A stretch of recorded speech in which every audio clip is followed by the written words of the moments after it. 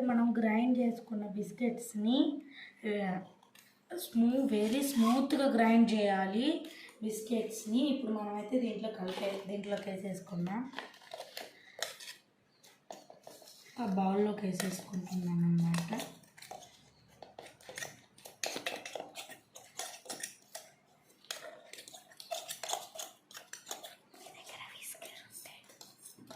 నా దగ్గర అయితే విస్కర్ లేదు, మీ దగ్గర విస్కర్ ఉంటే విస్కర్తో బీట్ కలుపుకోండి.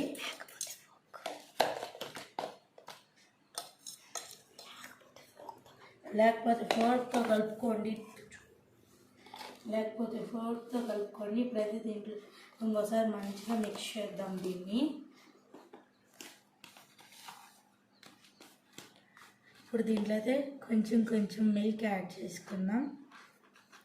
నేనైతే ఫ్రిడ్జ్ మిల్కే యూజ్ చేస్తున్నాను. పార్ట్ 1 అయితే అయిపోయింది, ఇది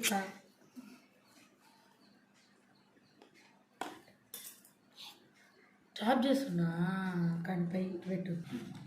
ఇప్పుడైతే దీంట్లో కొంచెం మిల్క్ వేసుకుంటూ మనం నీట్గా కలుపుకోవాలి.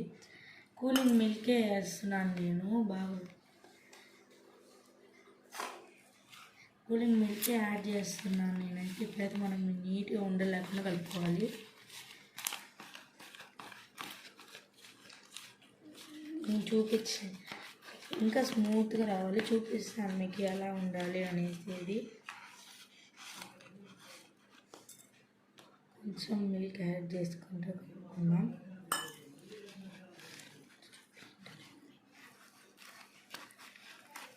చూడండి నేను ఎలా కలుపుతున్నాను, ఒకటే మెథడ్లో కలపాలన్నమాట, ఒకటే డైరెక్షన్లో కలపాలి.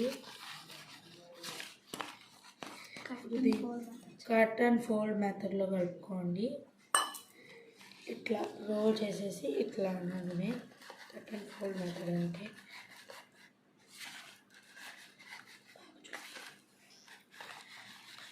కొంచెం